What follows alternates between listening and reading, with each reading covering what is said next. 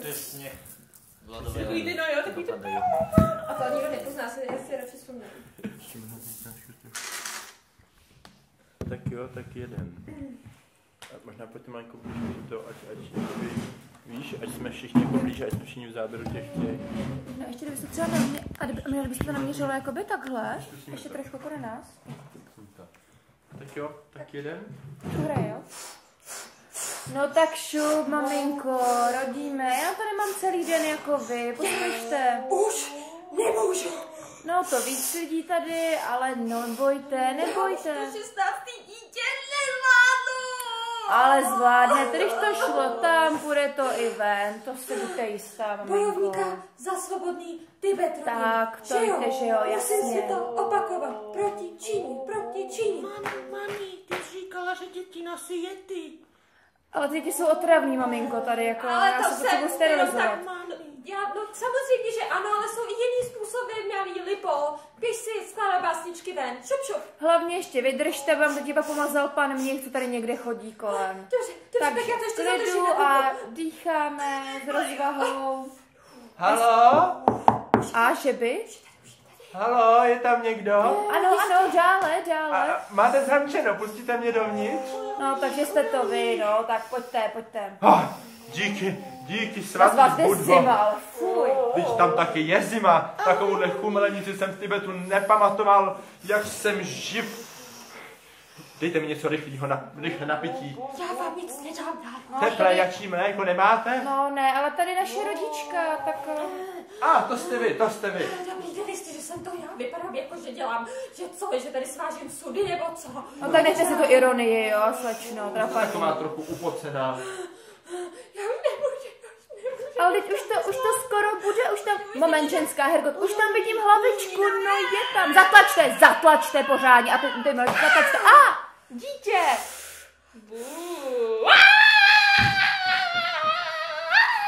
No je tady dítě. To je ale nadělení, to je krásné dítě. To není poník, to je dítě. Je to chlapeček, ano, je to chlapec. Mami, já chci poníka. Bohužel, až příště. Ty jsi ale hezké. Já ho otřu od té placenty a... Ne, počkejte chvíli. To...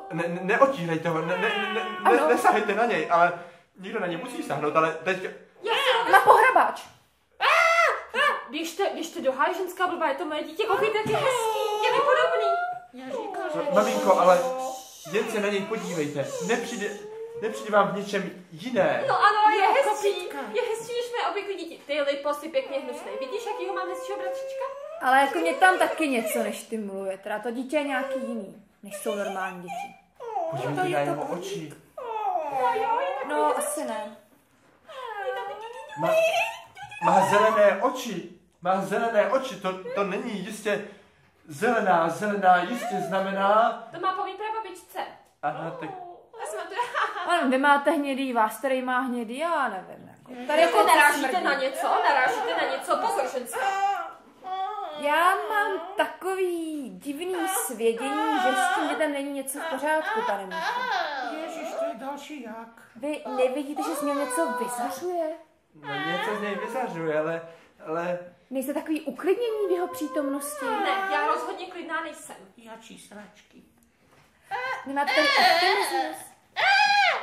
Já chci, abyste už šli pryč, já nejsem klidná ve vaší přítomnosti, nelíbí se mi, jak mluvíte. Maminko, pušte mi to dítě. Podívám se na něj. Tak jenom na chvilku, jo? Dobře, tak... Zevrubně a zcela... Kolegyně, co vidíte? To dítě má tady nějaké znamení, to jste si nevšimli. Já tady ještě otřu od té placenty. Ukažte, a co tam vidíte, kolegyně? Je tam hvězda. Já už to vidím taky. Tam zářivá hvězda naděje. Orion? Co to znamená? Maminko, toto opravdu není jen tak nějaké obyčejné dítě. To je naše naděje celého Tibetu.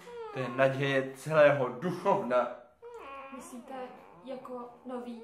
Já nevím, já fakt tomu nerozumím. Já jsem prostá Jen to řekněte, jste na správné stopě, jen to řekněte, jako nebojte se toho. Takovej ten, jak se baví často s Havlem v televizi.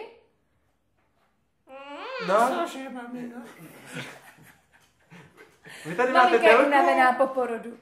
Vy tady máte televizi? Ne, já chodím občas k sousedům. Hergot, Dalaj Lama to je, kdo by to byl jiný. No. To jsem myslela. No ano, a je to Tibetský venku. duchovní vůdce na 10 písmen. No a to znamená, co maminko? No, že vám ho vezmeme. Ne, já ho vychovám sama, já to taky zvládnu. Tady nemůže zůstat za žádných okolností tady. A co by se mu mohlo stát? Umečte to dítě. Pane To Míko, Dalaj Lama může křičet. co by se mu mohlo stát tady se mnou? Já se o něj postarám. Zamknu se. Pojde, kam? Pro boha ženská, uvědomte si, kde žijete.